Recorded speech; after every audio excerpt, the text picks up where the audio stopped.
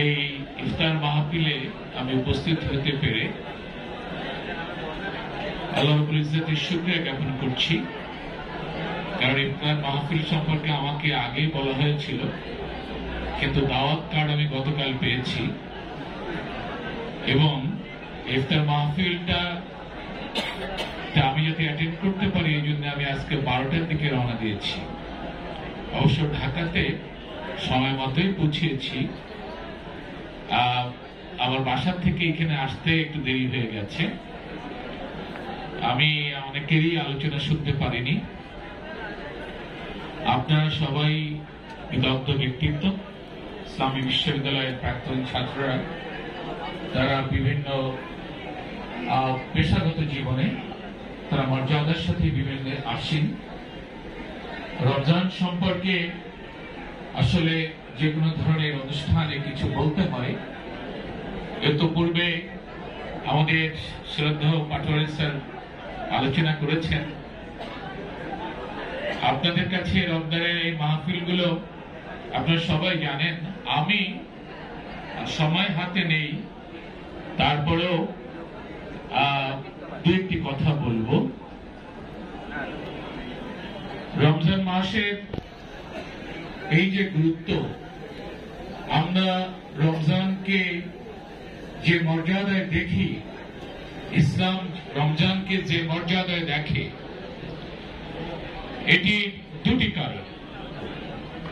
একটি হলো এই রমজান মাসে মুসলমানদের জন্য যে দিন ইসলাম, যার মূল গ্রন্থ, the first source of Islam, জাল কুরআন, এই কুরআন নাযিল হয়েছে একে বাড়ানোর জন্য এবং একটা দ্বীনি কালচার যাতে আমাদের মধ্যে গ্রো করে, ডেভেলপ করে প্রতি বছরই। এই জন্য রমজান মাস হলো জুমার দিনের মতো। জুমার দিন যেমন সাপ্তাহিক ঈদের মতন, রমজান মাস মুসলিম মিল্লাতের জন্য এই পুরা মাসটাই আমার দৃষ্টিতে, অবশ্য কোথাও এটাকে বলা হয় নাই এটা যে ঈদের মাস, অবশ্যই শেষে ঈদ আছে, কিন্তু আমার কাছে মনে হয় মুসলিম মিল্লাতের জন্য রমজান মাসটা হলো উৎসব মুখর মাস।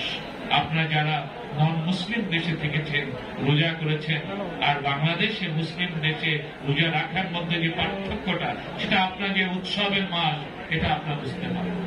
এটির দিক থেকে ইফতার মাহফিল দরকার আছে, কিন্তু মূল যে বিষয়টি কোরআন বোঝা। এই জন্য ইসলামী বিশ্ববিদ্যালয় অ্যালুমনি অ্যাসোসিয়েশনকে আমি বলবো, এই রমজান মাসে আপনারা একত্রিত হন, কিন্তু রমজান মাসে কাজ হবে আপনারা মানুষের ঘরে ঘরে কোরআন পৌঁছে দিবেন, কোরআনের টেক্সট পৌঁছে দিবেন, যাতে করে কোরআন শিখতে পারে।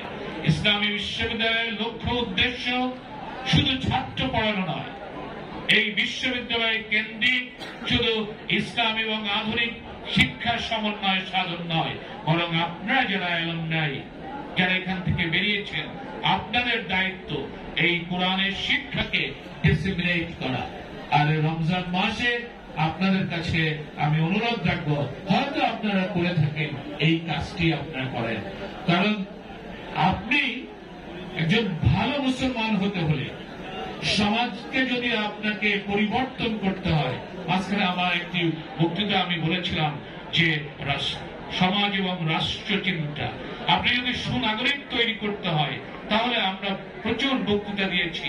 একজন সুনাগরিক তৈরি করার জন্য এই রমজানের শিক্ষাকে গ্রহণ করলে সুনাগরিক তৈরি হবে। আর state is the association of the people, no doubt. তাহলে অ্যাসোসিয়েশন অফ দ্য পিপল, একটা ওয়েলফেয়ার স্টেট যদি তৈরি করতে হয়, তাহলে যে মানুষ তৈরি করতে হবে, মানুষের যে মনোজগতের পরিবর্তন করতে হবে, সেই মনোজগতের পরিবর্তনের শিক্ষা রমজান মাস দেয়। এই জন্য সালমান ফারসি রাদিয়াল্লাহু তাআলা থেকে এক হাদিসের, সে বড় হাদিস, আপনারা মিশকাতে পড়বেন, সে হাদিসের মধ্যে বলা আছে হাযা শাহরুস সাব, এটাকে বলা হয়েছে শাহরুস সাব, মানে এই শাহরুস সাবকে বলা হয় যে এইখানে আপনি দেখেন ডেমোক্রেসিতে যে শিক্ষা, সেটা হলো টলারেন্স।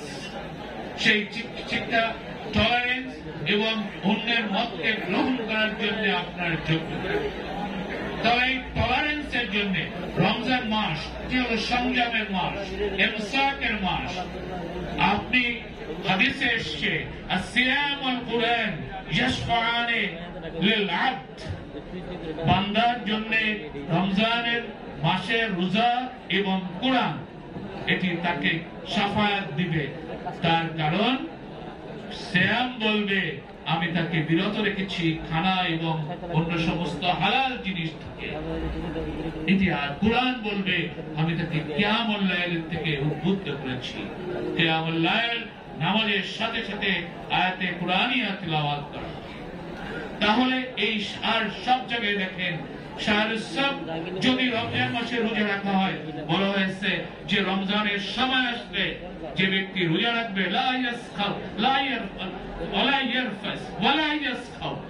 সে যেন অশ্লীলতা করে না এবং কোন ধরনের অনিষ্ট সৃষ্টির জন্য তাড়না করে না। তাকে যদি গালি দেওয়া হয়, কোথাও আছে যদি তার সাথে কতল করে না, এখানে কতল তার সাথে ঝগড়া বিবাদে লিপ্ত হয়, তার বলা উচিত আমি সাইম। এই জন্য শাহরুজ সাবরে এই যোগ্যতা যদি আমরা অর্জন করি তাহলে সোসাইটি ডেমোক্রেটিক হবে। এই যোগ্যতা অর্জন যদি করি, আপনি খেতে যাবেন অন্য অনিষ্ট দেখলে আপনি তাকে বুঝাবেন। একজন রোজাদার, আমি সারাদিন রোজা রাখি, অনিষ্ট দেখলে আমার মাথা খারাপ হয়ে যাবে, এই রাগ করে আমি দেখলাম ফেসবুকে অনেক জিনিস দেখানো হয়, দেখেছে এখানে আমরা রোজা রাখতেছে আর তুমি এইভাবে হেঁটে যাচ্ছ, এরকম আমার প্রচুর উদাহরণ আছে, আমি এত সিলি উদাহরণ দিব না।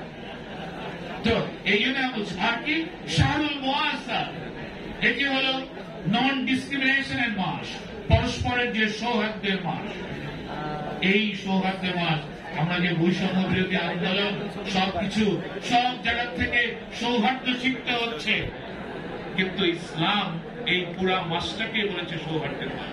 এই মাসে দেখে আপনি ইফতার করছেন, যারা ইফতার করতে পারছে না তাদেরকে খাওয়াচ্ছে। আর এই মাসের ফজিলাতের মধ্যে বলা হয়েছে যে 10 নেকির থেকে